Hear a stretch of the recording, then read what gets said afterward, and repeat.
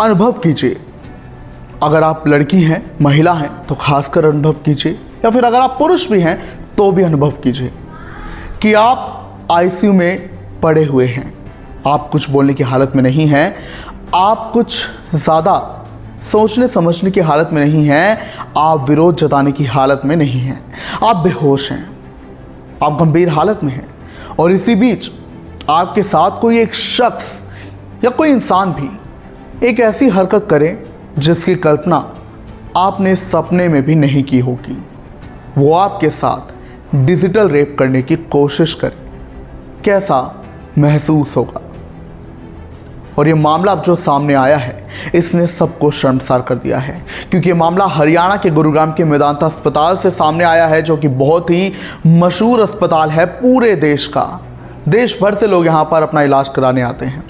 ऐसे में एक घटना जो कि बंगाल की एक 43 साल की एयर होस्टेस के साथ हुई, जहां पर एयर होस्टेस ने आरोप लगाया है कि वो जब बेहोशी की हालत में आईसीयू में भर्ती थी तो उसके साथ डिजिटल रेप हुआ। और अब यह मामला जो उजागर हुआ है इसने पूरे हरियाणा को शर्मसार कर दिया है। लेकिन इसी मामले में अब हरियाणा सरकार की भी एंट्री हो गई है। पूरा डिटेल में आपको खबर बताएंगे। नमस्कार, आप देख रहे हैं डे की दहाड़, मैं हूं आपके साथ ओम पांडे। तो बंगाल की एक एयर होस्टेस ने आरोप लगाया कि वो गुरुग्राम के मेदांता अस्पताल में 6 अप्रैल को आईसीयू में बहुत ही गंभीर हालत में भर्ती थी।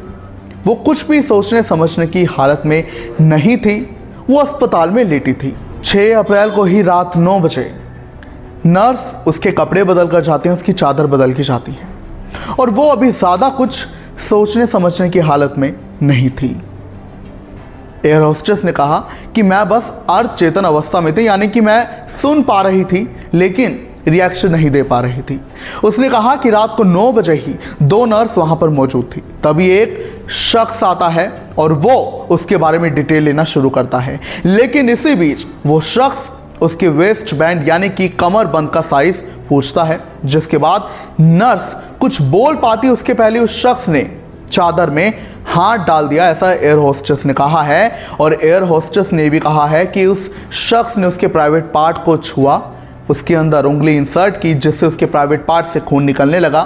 और बाद में जब एक नर्स ने आकर पूछा कि ये खून क्यों निकल रहा है, तो उस नर्स ने ये कह दिया कि इसके पीरियड्स आ रहे हैं।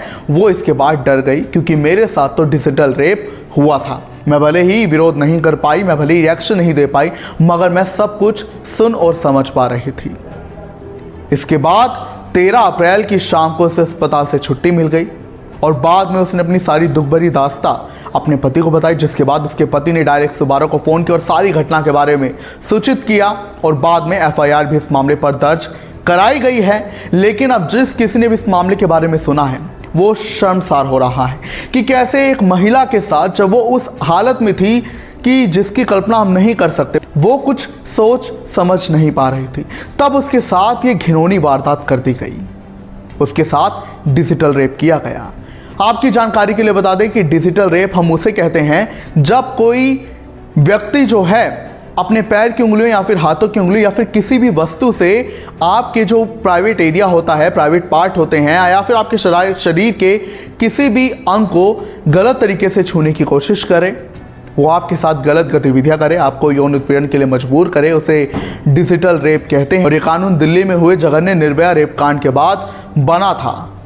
और अब ऐसे कई मामले डिजिटल रेप के सामने आ चुके हैं। अधिकतर ये मामले नाबालिग और छोटी बच्चों के साथ होते हैं। इसमें 5 साल या फिर उम्र कैद की सजा का प्रावधान, और अगर नाबालिग की मौत हो जाती है या फिर किसी रेप पीड़िता की मौत हो जाती है तो उसे फांसी भी हो जाती है। वहीं आपको बता दें कि महिला ने कहा है कि मैं उस वक्त सब सोच समझ पाई और मेरे साथ ये गलत हुआ है। इसी वजह से एक एसआईटी गठित की गई है, जिसकी अध्यक्षता जो है डीसीपी हेडक्वार्टर डॉक्टर अर्पित जैन कर रहे हैं। 6 सदस्य एसआईटी है जो कि मेदांता अस्पताल पहुंचेगी आज और वहां पर ये सारी जो है जांच करेगी। इसी बीच जो है जांच के अधिकारी उन्होंने ये भी कहा है कि अभी स्टाफ मेंबर्स के साथ पूछताछ की गई है। 10 स्टाफ जो हैं उनसे पूछताछ कर ली गई है। मामले के बारे में सारे सीसीटीवी खंगाले गए हैं और मामले की जांच लगातार जारी है। इसी बीच हरियाणा सरकार की भी एंट्री हो गई है इस मामले में, जहां स्वास्थ्य मंत्री आरती राव ने जो है गुरुग्राम की जो चीफ मेडिकल ऑफिसर है अलका सिंह, उससे रिपोर्ट मांगी है इस पूरे मामले की, जो कि उन्हें देनी है।